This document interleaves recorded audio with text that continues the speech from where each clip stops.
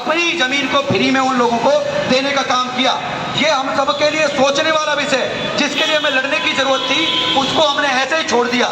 ऐसे ही छोड़ने की हमारी आदत। आप सब कहते हैं 1947 में देश का जो विभाजन हुआ है वो किसी प्यार स्नेह के साथ नहीं हुआ, जिसमें लाखों लोगों की हत्याएं हुई हैं, ट्रेन में कट कट के लोग गए हैं। आपके सामने 1947 का उदाहरण बार बार दिया जाता है। आप सोचते होंगे कि ऐसी घटनाएं दोबारा नहीं होंगी।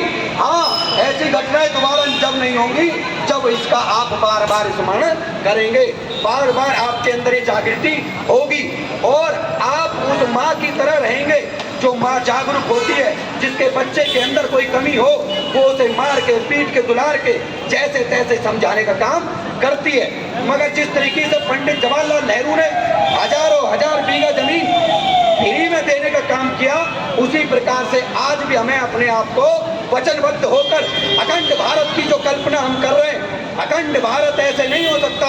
उसमें अफगानिस्तान भी आता है, म्यांमार भी आता है, भूटान भी आता है, नेपाल भी आता है, ईरान भी आता है, इराक भी आता है, बांग्लादेश भी आता है, पाकिस्तान भी आता है, बलूचिस्तान भी आता है।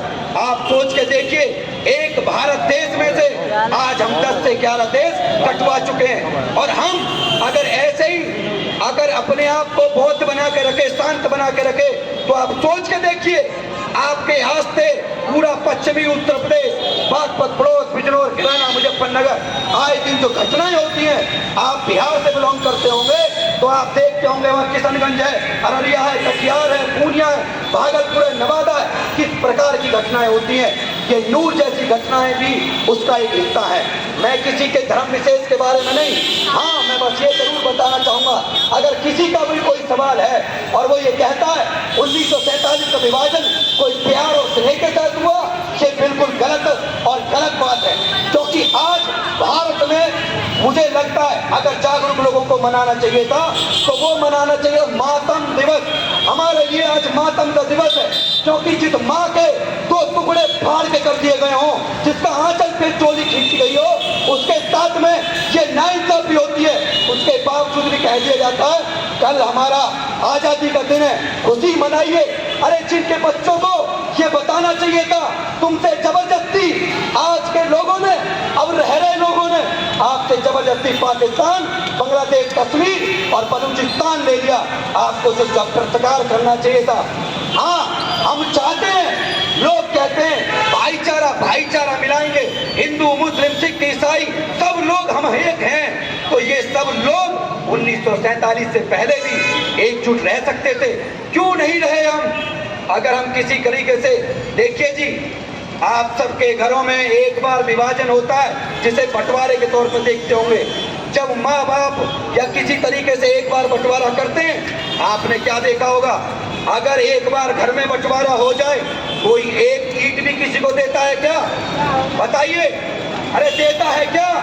अरे बंटवारा घर में होने के बाद भी एक ईंट आप नहीं दे सकते। ईंट तो छोड़िए, कल आपके घर में बंटवारा हुआ और परसों आपने अगर किसी के बगल में जो भाई है, सगा भाई, अगर गलती से उसकी जमीन में थूक दिया, वो थूकने के बदले आपके मुंह पर ईंट मारता है। गलत बोल रहा हूं तो बताइए। मेरी बात से जो सहमत है हाथ उठा सकते हैं, इसमें सहमत है ना? कहीं ऐसा ना हो कि लोग कहें कि इन्होंने खुद से ही कह दिया।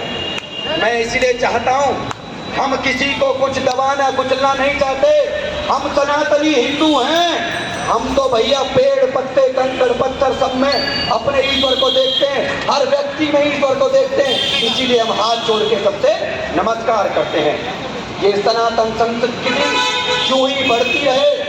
आप सब सनातनी भाई इस भारत के वैभव को, माँ भारती के वैभव को परम वैभव पर जब ही ले जा सकते हैं जब ये सारी बातें आपके दिमाग में स्मरण रहे, आने वाली कल की सोच आपके दिमाग में स्मरण रहे। और अपने बच्चों को ये बताइए, तू प्रतिज्ञावान बन इजराइल की तरह। इजराइल के लोग एक जगह इकट्ठा होते थे, उन्होंने कहा हम देश लेंगे, हम देश लेंगे। वो यहूदी पूरी दुनिया से खत्म हो गए थे।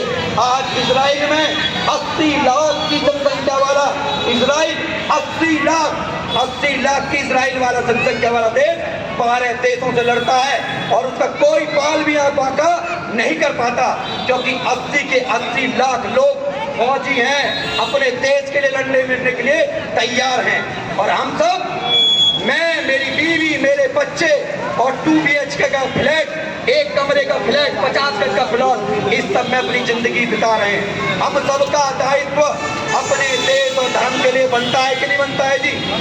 बनता है कि नहीं बनता है? बनता है ना। तो हमें जब जब हमारे देश को हमारी जरूरत पड़े, हमें अपने देश के लिए खड़े होकर काम करने की जरूरत है। और हमें काम करना भी पड़ेगा। अपने देश के लिए जो व्यक्ति नहीं खड़ा हो सकता वो किसी काम का नहीं। लोग कहते हैं अपना घर संभालो, अरे घर तो बाद में भी संभाला जा सकता है। अगर देश सुरक्षित है, जिसका देश सुरक्षित, उसका गांव सुरक्षित, उसका शहर सुरक्षित, उसका पूरा जो समाज सुरक्षित।